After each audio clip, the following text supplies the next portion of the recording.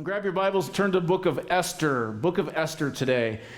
And if you want to use the Bibles in the pews, Esther you can find on page 368. 368, those Bibles in the pews there.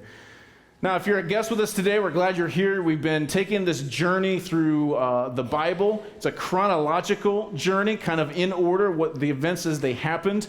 As you know, the Bible's not written in chronological order. It's more grouped by section, type of story, like history and poetry and that kind of thing. So we're studying through this book called The Story, and it's kind of this chronological walk through the Bible. And we're starting to wrap up the Old Testament. We're almost there. And so if you're a guest with us, it's not too late for you to jump in. You can jump right on in. And in a couple of weeks, we're actually going to be starting the New Testament. What a great time to start with us and journey through that portion of the Bible with us.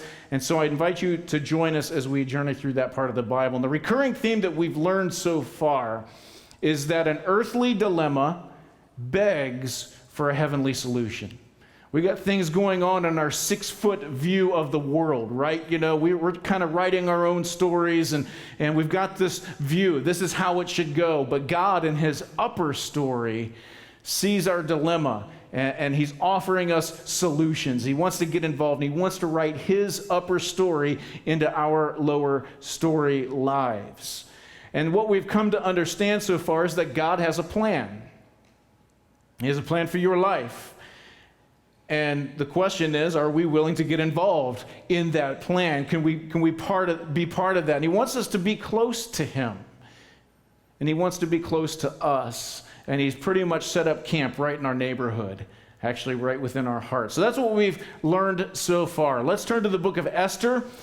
And what we find in Esther are 5 characters that I want to kind of draw out for you today. And I stole an illustration from Dave Stone at the Southeast Christian Church in Louisville, Kentucky. Big church. They run probably 15,000, 16,000 people every week in their worship services.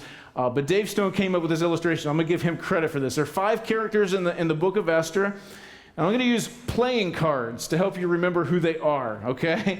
So here's the deal. The first character we have is a king.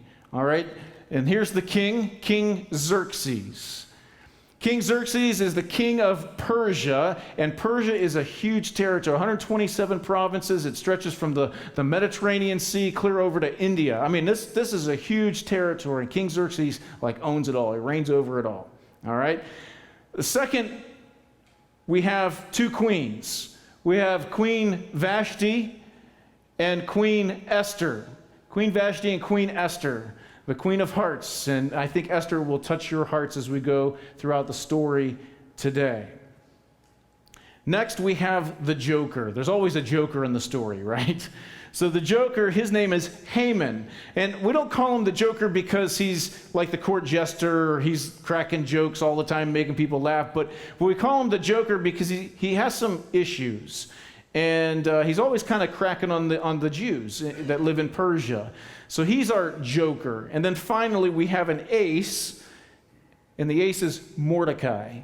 Without Mordecai, there would be no story, basically. There would be no victory for the Jews and for God. So Mordecai is very important. Ace trumps all, right? So he's very important to our story as we go throughout the story today. So those are our 5 characters. Hopefully that kind of helps you remember, give you an idea of who each person is and what type of character they are, okay? Now, last week we talked about King Cyrus. Remember King Cyrus? He freed the Jews. He allowed them to go back to Jerusalem to build the temple. And now some time has passed. The Jews have built the temple. King Cyrus is now dead, and King Xerxes reigns in his place, came in and took over Persia and reigns in his place. And here's the deal. Some of the Jews did not return home. They stayed back in Persia. They created families there and built lives there, and they stayed in Persia kind of in exile, okay? So there are some Jews living in Persia that are just kind of scattered throughout that land, and we see how God gets involved. What's interesting about the book of Esther is this. There is a character missing. Anybody know who that character is? The Jack. No, not the Jack. God. Yeah. You read the entire book of Esther, I think 10 chapters, 11 chapters, something like that. Read the entire book of Esther, guess whose name is missing? It's God. You don't read about God in the book of Esther, but here's the cool part, okay? You can sense his presence throughout the book. You know that God is at work, and this is what God does. Even though he may not be mentioned by name, God is involved in the lives of people.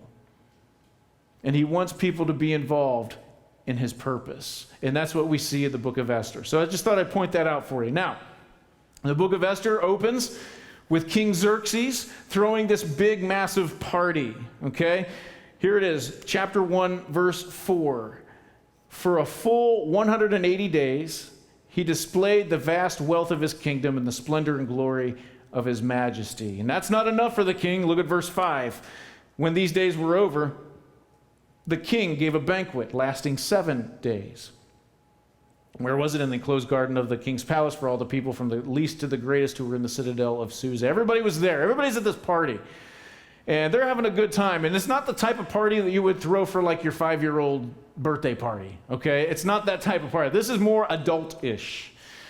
In fact, there's wine being served, and the king commands his wine steward to dole out the wine as everybody pleases. If they want to have a bunch of wine, give it to them. If they want to have kind of a little bit of wine, give it. It doesn't matter. Just keep the wine flowing is King Xerxes' plan, okay? Now, this party is going on. Here's the problem. The ladies aren't invited.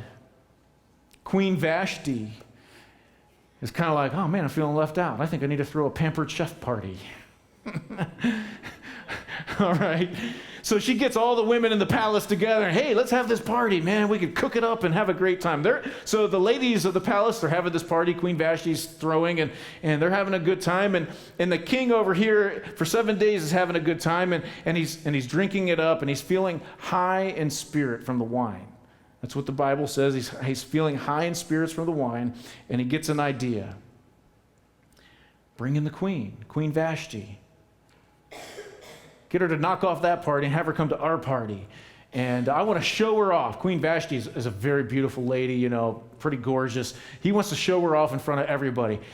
And get this, he wants her brought in with only one article of clothing on, her tiara. That's it. He really wants to show this lady off. So the servants go to Queen Vashti and are like, hey, the king wants to see you. He wants to show you off. Bring nothing but your tiara. And she's like, ain't no way I'm going to do that. That's crazy, man. So here we are. You don't tell the king no, especially King Xerxes. He's the most powerful king in the universe right now, okay? So you don't tell the king no. And back then, if you were a woman, you had to obey everything a man said. What a great time. I got a bark in the balcony. That's great. So now I'm lost. Now, if King Xerxes allowed Queen Vashti to get away with this, it would be pretty bad.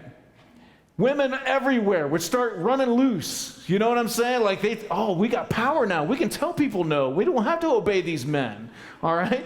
So you can imagine what trouble this would create for the king and all the men in the empire. This is not good. So what does King Xerxes do? Well, women's liberation hadn't happened yet. So, you got a couple thousand years before that even starts to come into being. But after deliberating with his officials, Xerxes tosses the queen aside. I'm done with her. Vashti's done. I got to show my power, okay? In that way, chapter 1, verse 20, all the women will respect their husbands. Yeah, I got an amen there. From the least to the greatest. Men, write this down in your notes. Don't try this at home. It does not go well. All right? Don't try this at home. So Xerxes is without a queen. He's flexed his arms, gotten rid of the queen, and said, all right, women are going to respect us. And what he does is he decides to have his own little Miss Persia beauty pageant. All right? Miss Persia beauty pageant. And here's where the Queen of Hearts comes on the scene. When Esther walks the runway toward King Xerxes, he's impressed. I mean, it's like jaw-dropping beauty. Gorgeous. And he is so captivated by Esther's beauty that he immediately makes her queen of Persia. Little does Xerxes know, however, that Esther is an exile from Israel. She's a Jew of the tribe of Benjamin. He doesn't know this. Nobody knows this. In fact, Esther's cousin Mordecai, remember the ace, tells Esther, hey, whatever you do, don't let the king know that you're a Jew. Just keep that secret. Keep your ethnicity a secret. Nobody needs to know. So some time passes. And finally, in chapter 3, we see the Joker come on the scene. And in chapter 3, verse 1, we read these. After these events, King Xerxes honored Haman, son of Hammedatha, the Agagite, elevating him and giving him a seat of honor higher than that of all the other nobles. All the royal officials at the king's gate knelt down and paid honor to Haman, the Joker. For the king had commanded this concerning him, but Mordecai, the ace, would not kneel down or pay him honor. Yeah, Mordecai. You can imagine how deflating this felt for a man like Haman. The king had ordered that everybody would honor him. But Haman can't get this out of his mind. He's like, man, every time I walk by this guy, Mordecai, he won't get on his knees and he won't honor me. He won't pay honor. Everybody else is down on their knees and honor. And there's Mordecai just staring. Drove Haman crazy. And so he gets an idea. Chapter 3, verse 6, he says, Yet having learned who Mordecai's people were, he scorned the idea of killing only Mordecai. Instead, Haman looked for a way to destroy all Mordecai's people, the Jews, throughout the whole kingdom of Xerxes. He's saying, you know what? I'm not just going to focus my attention on Mordecai. I'm going to take care of them all. We're going to get rid of all these Jews. So Haman goes to Xerxes, and like a 5-year-old little boy, he tattles on Mordecai. King Xerxes, he won't bow down to me. We got to do something about this. And King Xerxes is like, do whatever you want. So Haman puts together this plan. We're going to kill all the Jews in the Persian Empire. We're just going to destroy them all, get rid of them, genocide. We're going to get rid of everybody. And that'll take care of Mordecai. He'll be dead. He'll just be grouped right in with them. So Xerxes tells Haman to do as he pleases, and then Haman puts this plan together, and he sends out the edict. In 11 months, all Jews shall be killed. All of them. This includes Mordecai and also the Queen of Hearts, Esther. And all the Jews, they kind of get word of this, and they start to mourn and fast and pray. And, we got to find a way out of this. What are we going to do about this? So Mordecai, Esther's cousin, the ace, he puts a plan together. He gets a message to Esther. At this time, she's kind of untouchable. She's in the king's palace, and he can't get to her. But he sends a message to Esther, and he wants her to go to the king and plead for the Jews. Maybe you can save them, Esther. But there's an issue. Esther hasn't seen the king in like a month. And she just can't go waltzing into the king's court. Back then, they had a law. You had to be invited into the king's court. And if you showed up uninvited, you could receive the death penalty. So Esther has this risk. She could go to the king, and she could die. Or, if he felt good that day, maybe she catches him on a good day, he can extend his scepter and invite her into his court. So Esther gets this word back to Mordecai.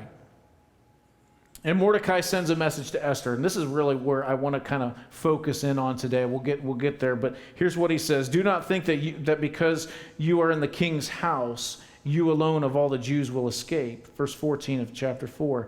For if you remain silent at this time, relief and deliverance for the Jews will arise from another place. But you and your father's family will perish. And who knows? But that you have come to royal position for such a time as this. What would you do? Here's your moment. For such a time as this, you've been called to do something great for God, maybe. And God's asking you, for such a time as this, you have been called. Are you willing to do it? knowing that you could maybe lose your life, would you attempt to enter into the king's presence uninvited? Well, here's what Esther does. She sends a Mordecai response. In verse 16 of chapter 4, she says, "Go, gather together all the Jews who are in Susa, and fast for me. Do not eat or drink for 3 days, night or day. I and my maids will fast as you do, and when this is done, I will go to the king, even though it is against the law. And if I perish, I perish." She knows the risk. What is your "for such a time as this" moment?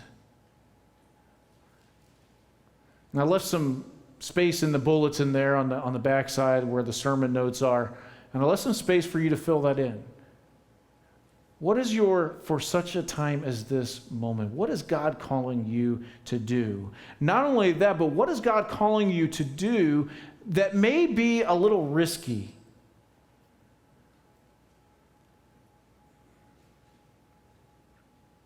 For Esther, her "for such a time as this" moment could mean death. That's pretty risky.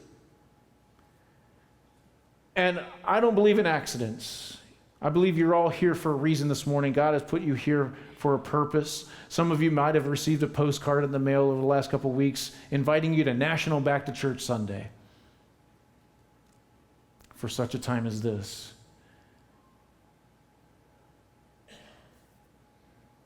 God misses you. And the message you might need to hear this morning is, you matter to God. You matter to God. Is he calling you back to church for such a time as this? Maybe some of you are struggling with life right now. It's just kind of, it's humdrum. Things aren't great. Job's kind of a joke. Marriage is kind of a struggle. You make some decisions and you kind of go one step forward, but then because of the decision you made, you go 2 steps back. Everything you do just seems to kind of fall apart. Maybe you've been diagnosed with an illness or a disease, or you don't live where you want to live, or you really don't have the friends you really want to have. You just wish you could kind of walk away from them, And so you've kind of put God aside, like you put him in a closet, like we talked about last week, because you needed to focus on some things in your own life. Let me take care of this first and then we'll get back to God.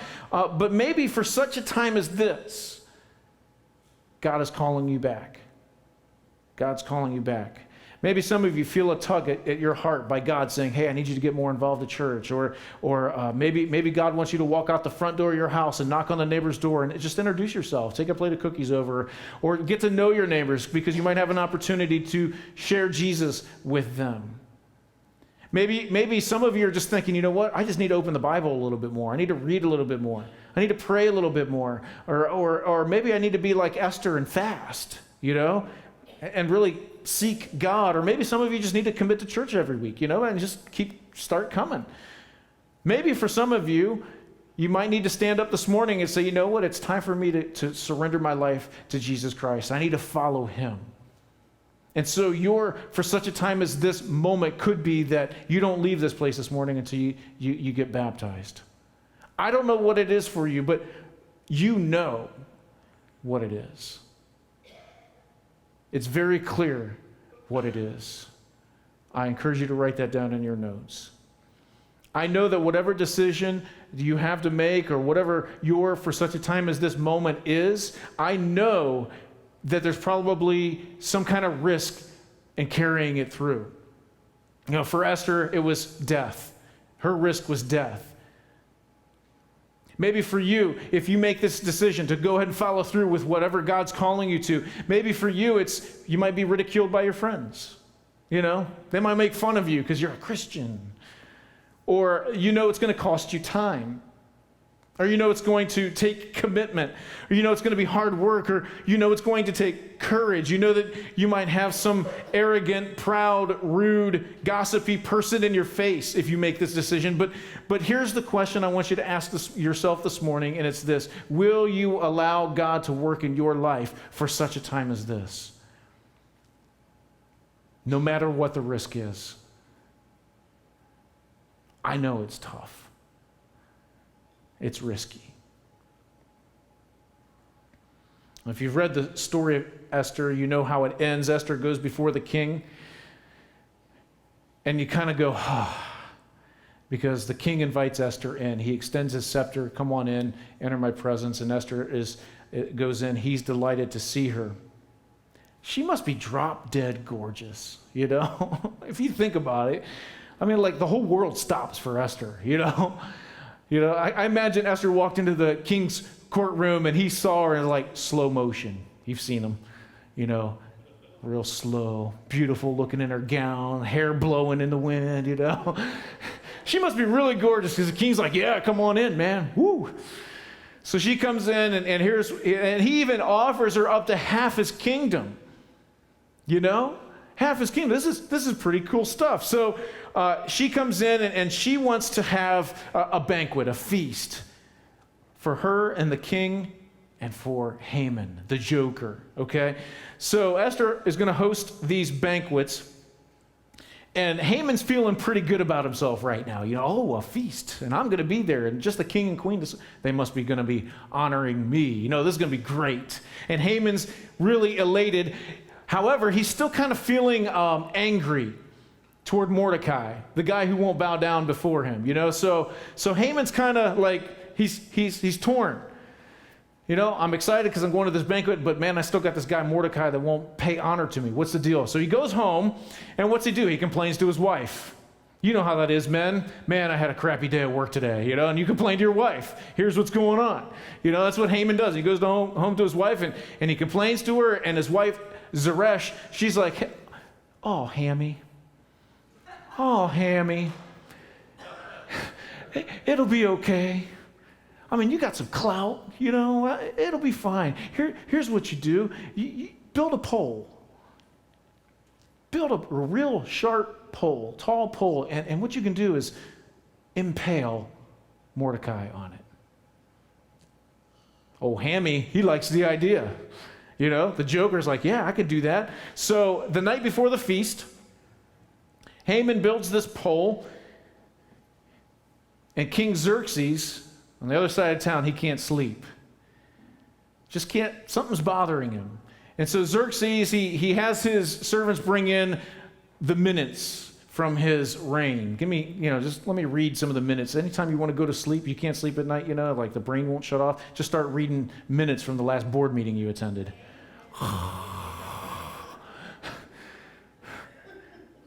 So King Xerxes, he's reading the minutes, and he reads something pretty interesting here. This is really neat. The words on the scroll remind him that Mordecai, the ace, had saved his life. There was a death warrant out for the king, an assassination plot. Mordecai caught word of it, let the right people know, and saved the king's life. So, and then to top it off, nothing had been done to pay honor to Mordecai. I mean, they just kind of like, oh, thanks for the information, and they saved the king's life and kind of forgot about Mordecai. So the king's like, man, we should do something to honor this guy Mordecai, you know? Let's do something. So they're in the palace, they're kind of wandering around, and Xerxes is like, hey, who's in the palace right now? Oh, guess who's there? Old brown-noser Haman, the joker. He happens to be in the court. Go figure, you know? So he brings Haman in, and Xerxes asks him, what should be done to pay tribute to the king delights in? Now, Haman thinks, oh, he's going to honor me. Look what he says. Haman suggests this in Esther chapter 6, verses 7 through 9. He says, so he answered the king, for the man the king delights to honor, and you got to think, oh, yeah, it's going to be me. He's going to honor me, right? So for the man the king delights to honor, have them bring a royal robe the king has worn, and a horse the king has ridden, one with a royal crest placed on its head. Then let the robe and horse be entrusted to one of the king's most noble princes. Let them robe the man the king delights to honor, and lead him on the horse through the city streets, proclaiming before him, this is what is done for the man the king delights to honor. I imagine Haman's probably been dreaming about this moment all his life. You know, oh, finally, I got my moment. I'm going to be in this big parade, and everybody's going to honor me, and this is going to be great. And the king says, oh, I love it. Oh, I love your idea. Haman, this is good. Now go get Mordecai and do it. What? I imagine Haman standing there going, what? What just happened? Are you serious? What? Huh? So Haman carries out the king's orders kind of reluctantly, and he goes home after the big parade that day, and he complains to his wife again. But her response is very different. Maybe all hope is gone, and she says to him in verse 13 of chapter 6, since Mordecai, before whom your downfall has started, is of Jewish origin, you cannot stand against him. You will surely come to ruin. How prophetic. Women have this intuition, don't they? Like they can tell something's going on, you know, like my wife has warned me about some things in the past. I'm like, that's not going to happen. Guess what? It happens. God has gifted you women with that. I think it's great. And obviously God had gifted Haman's wife here. She knew this was going to end badly. Well, Haman shows up to the banquet, kind of discouraged. And while they're at the banquet, of course, Esther stands up and she reveals to the king Haman's plot. And his plot affects some people very dear to King Xerxes' heart. One of them is the Queen of Hearts, Esther herself. The other one is Mordecai. And King Xerxes is really upset at this point. He is so enraged at what Haman has done and plotted to do that the king leaves the room. And what happens next? Here's Esther. She's sitting on the couch. And Haman comes over and he gets on the couch beside Esther and he's on his knees pleading, lying on the couch, pleading with Esther, please just save my life. Just save my life. And then the king comes back in and what's he see? He sees this guy Haman laying on the couch next to Esther and he's like, whoa, is he really going to molest my wife, the queen, while I'm in the house? And then it gets real grim for Haman from that point on. A voice speaks up from the back, one of the king's servants. King Xerxes? Real timid, right? I was going by Haman's house this morning, and I noticed this big pole in his backyard. Yeah, it's like it's got to be 75 feet tall. What if you impale Haman on that pole? Oh, yeah, the king loves the idea, and so it becomes the edict. They throw a sack over Haman's head, and they lead him out to his own gallows, this pole, and they impale Haman on what he has built. Heymans Death. We would think that's the end of the story, but we still have an issue. There's an irreversible edict that the king has issued. Remember? All this genocide of the Jews that's supposed to happen. And so at this point, Xerxes is faced with a dilemma. What do I do now? And he gets an idea, and he says and proclaims this edict throughout the whole Persian Empire. The Jews now can defend themselves in whatever means necessary. Before, it was just going to be a genocide. The people of Persia were going to go out and just slaughter all these Jews. Now the Jews are allowed to defend themselves. And here's what we read in chapter 9, verse 1. On the 13th day of the 12th month of Adar, the edict commanded by the king was to be carried out. On this day, the enemies of the Jews, the Persians, had hoped to overpower them. But now the tables were turned, and the Jews got the upper hand over those who hated them. And over a period of 2 days, the Jews defend themselves, and they slaughter almost 76,000 of their enemies. What a great story. They need to make this into a movie, you know?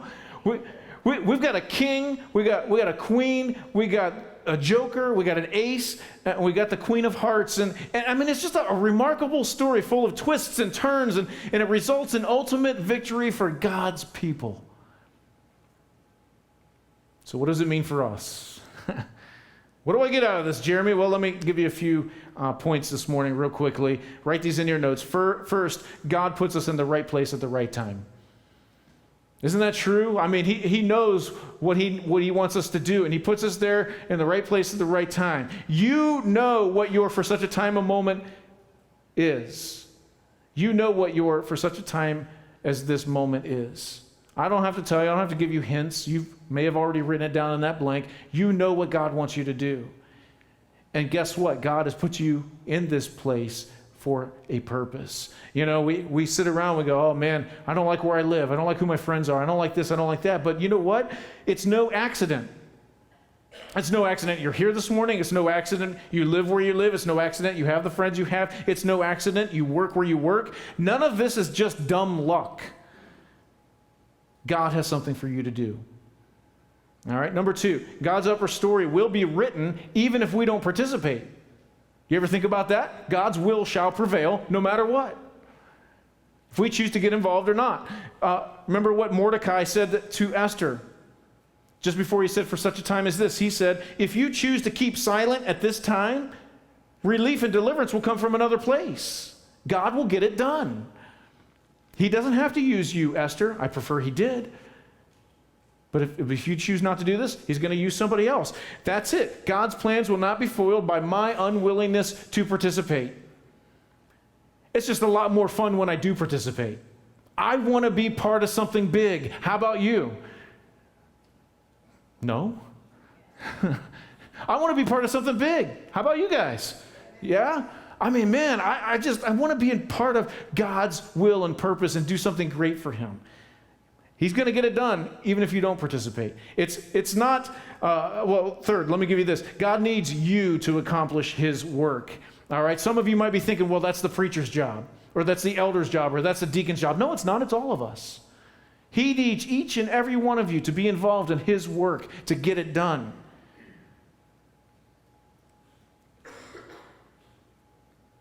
And whatever he calls you to do, he will equip you to do it. God gave Noah a boat. God gave Moses a staff.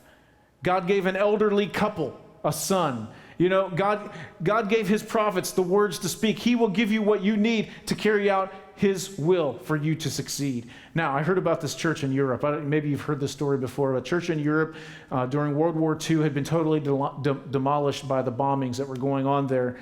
And the only thing that was left standing at this church building was the statue of Jesus. Only problem was Jesus' arms were missing from all the bombings. And so the townspeople, they got together, they wanted to raise the statue and rebuild the arms and put it back in its place. And when the church got word of this, they went to the townspeople and said, no, we don't want that to happen. Here's what they said. This is a reminder to us that we are the arms and hands of Jesus. We are the arms and hands of Jesus. If the hungry are going to be fed, we are the ones that need to feed them. If the naked are going to be clothed, we are the ones who must clothe them. If the poor are going to be taken care of, then we are the ones who must care for them. God's work is accomplished through you and me. We are the vehicles through which God's work is done. We are the arms and hands and feet of Jesus Christ. Let me give you the fourth one. We need each other for support. We need each other for support. I have a feeling some of you aren't listening to me on Sunday mornings. This place is a place of worship. This place on Sunday morning is not a time to come in and tear somebody down or rip somebody apart or to complain about something that's going on in this room. I want you to knock it off.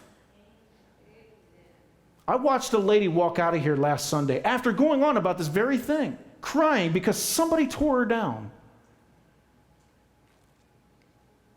Not on my watch.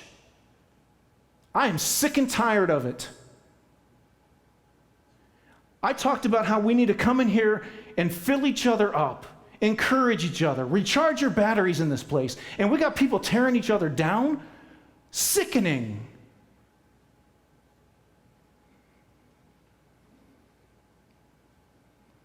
Knock it off. Please.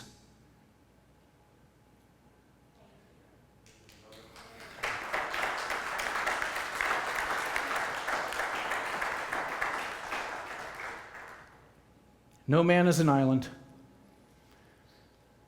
There are no Christians in isolation. We are in this together. We mess up. We We do, but we're the body of Christ. If one part goes missing, if one part goes hurting, if one part gets hurt, the whole body suffers. We need each other for support. Last point is this: God is always at work in everyone. He is working in everybody, not just Christians, not just you, me. He is working in everybody, non-Christians as well. He wants everyone to come to him. Jesus said in John 12:32, but I, when I am lifted up from the earth, will draw all men to myself. One thing we've learned in the story is that no matter what happens, God gets the credit. God gets the glory. God wants everyone to come into his presence. God works in everyone to try to get this to happen. God is in control. You know, and some of us sit back and we think, oh man, if God's in control, why are all these bad things happening in the world? You know, what about this ISIS thing happening in the Middle East? Or, why are there disasters? Why are there floods? Why are things being destroyed? I don't understand. If God is in control, why do I have cancer? I don't get it. And perhaps that's the question we shouldn't be asking is, if God is in control of the world, maybe the question we should ask is this: have I given him control of my life? That's the question. Am I going to allow him? Am I going to surrender to him to allow him to work in my life? I hope the answer is yes. What is your for such a time as this moment? What is it? What is God calling you to do? And maybe for some of you this morning, you need to seek forgiveness. Maybe that's your for such a time as this moment. That's pretty risky. To eat crow and tell someone, man, I messed up, I'm sorry. Will you forgive me? Maybe some of you need to forgive somebody, to actually go to them and say, hey, you know what, you wronged me, I forgive you. Maybe some of you just need to talk to someone about Jesus, God's saying, hey, you got this neighbor, they need Jesus pretty bad, go to them. Maybe some of you need to come forward this morning and say, you know what, I'm going to give my life to Jesus Christ, I'm a follower of him, I want to be baptized. Maybe that's your for such a time as this moment.